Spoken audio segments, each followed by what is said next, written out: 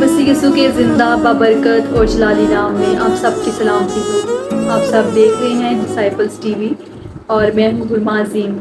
आइए कलाम मुकद्दस में से मेरे साथ मिलकर निकालिए मरकुस की अंजील उसका 6 बाब और पहली 5 आयत।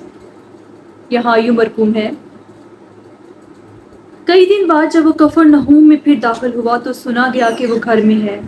फिर इतने आदमी जमा हो गए कि दरवाजे के पास भी जगह ना रही और वो उनको कलाम सुना रहा था। और लोग एक मफलूज को 4 आदमियों से उठवा कर उसके पास लाए, मगर जब वो भीड़ के सबब से उसके नज़दीक ना आ सके तो उन्होंने उस छत को जहां वो था खोल दिया और उसे उधेड़ कर उस चारपाई को जिस पर मफलूज लेटा था लटका दिया। यीशु ने उनका ईमान देखकर मफलूज से कहा, बेटा तेरे गुनाह माफ हुए।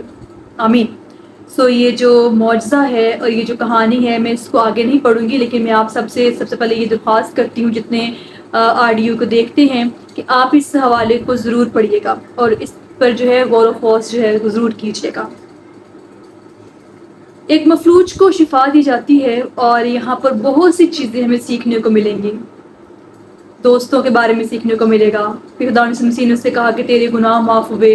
बेशक खुदा यीशु मसीह जो है हमें माफ़ करता है।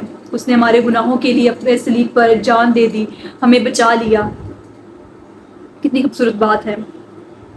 यहाँ पर जब हम बात करें कि यीशु मसीह बैठे हुए हैं और वहाँ पर लोगों को शिफा दे रहे हैं। अब कुछ लोग जो है अपने एक दोस्त को जो कि मफलूज है वो उसके पास यीशु मसीह के पास लेकर आना चाहते हैं। अब देखिए यहाँ पर ज़रा गौर कीजिए कि उनको पता है कि शिफा देने वाला कौन है, वो कौन सी हस्ती है, वो कौन सी शख्सियत है जो शिफा दे सकती है। इसलिए वो उसके पास जो है अपने दोस्त को लेकर जाते हैं, मफलूज को।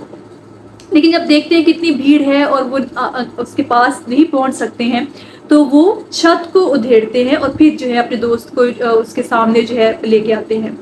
सो यहाँ पर जो ईमान देखा जाता है, लिखा है कि यीशु ने उनका ईमान देखकर, उनका किनका, यानी कि उस मफलूज के दोस्तों का ईमान देखकर, यीशु ने उस मफलूज के दोस्तों का ईमान देखकर कहा कि तेरे गुनाह माफ हुए।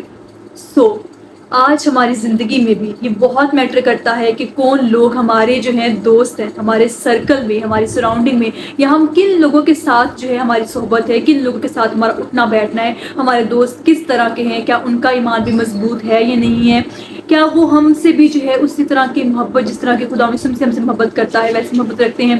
मुझे दोस्ती की जो बेस्ट एग्जाम्पल लगती है, ये बहुत प्यारी खूबसूरत जो है मिसाल है, वो यीशु मसीह की दोस्ती और लाजर की दोस्ती है। हम सोचते हैं कभी कभी कि यीशु मसीह जो थे लाजर के लिए जब वो सुनते हैं कि वो मर गया है तो उसके लिए वो रोते हैं। और आज हम भी जब अपने दोस्तों से मोहब्बत रखते हैं, अपने दोस्तों की हम केयर करते हैं, उनका ख्याल करते हैं, उनके साथ हमारी अटैचमेंट होती है, हमारी बॉन्डिंग होती है, तो हम उनके लिए फील करते हैं, हम उनके लिए भी बेस्ट चाहते हैं और हम चाहते हैं कि उनकी ज़िंदगी जो है वो अपनी ज़िंदगी में खुशहाल रहें, आगे बढ़े, तरक्की करें। उनकी खुशी देखकर हमें खुशी होती है। यही दोस्ती होती है और I truly believe in that कि दोस्ती पे मेरा जो है बहुत एक गहरा जो है एक यकीन है। और मैं अपनी ज़िंदगी का एक्सपीरियंस शेयर कर रही हूँ कि आई थिंक सो कि फ्रेंड्स ऐसे होते हैं जो आपकी ग्रोथ में हेल्प करते हैं, वो आपकी खुशी में खुश होते हैं। और हमें अपनी ज़िंदगी में जो है ये बहुत ज़रूरी है कि हम एक अच्छा दोस्त ज़रूर बने। सो यहाँ पर वो उनको पता था कि हमारे दोस्त को किससे शिफा मिलेगी, तो वो उस मफलूज को यीशु मसीह के पास लेकर जाना चाहते हैं और उसको शिफा देना चाहते हैं। और खुदावंद यीशु मसीह ने भी उन दोस्तों का ईमान देखकर, उन लोगों का ईमान देखकर जो था, उस मफलूज से कहा तेरे गुनाह माफ हुए। कितनी बड़ी बात है। सो पहली चीज़ हमने सीखी कि दोस्त आपकी ज़िंदगी में बहुत मैटर करते हैं, बहुत वैल्यू रखते हैं, हमें उनकी कद्र करनी चाहिए। और ना सिर्फ ये कि हम दूसरों से एक्सपेक्ट करें कि वो हमारे अच्छे दोस्त बने, हमें खुद भी एक बहुत अच्छा दोस्त दूसरों का ज़रूर बनना चाहिए। क्योंकि जब हम मसीह में हैं तो आई थिंक सो कि friendship is the purest form of love, of expression. और ये एक बहुत अच्छा एक जज्बा है, एक बहुत अच्छा रिश्ता है जो हम एक दूसरे के साथ रख सकते हैं। अच्छे दोस्त बनने की कोशिश करनी है। यीशु मसीह ने 2 चीज़ें वहाँ पर की, एक इनविजिबल चीज़ थी और एक थी विजिबल चीज़। इनविजिबल पहले कि तेरे गुनाह माफ़ हुए, क्योंकि अगर हम ये कहेंगे तेरे गुनाह माफ़ हुए तो वो चीज़ किसी को दिखाई नहीं देगी, کہ گناہ کس طرح معاف ہوئے، وہ ایک جو ہے آبجیکٹیو نہیں ہے، یعنی ایک سبجیکٹ کے طور پر وہاں پر موجود نہیں ہے. لیکن اگر خداوند یسوع مسیح پہلے یہ کہتے کہ اٹھ اپنے چارپائی اٹھا کر چل پھر، لیکن خداوند یسوع مسیح نے یہ بتایا کہ میں ابن آدم ہوں اور مجھے زمین پر گناہ معاف کرنے کا بھی اختیار ہے.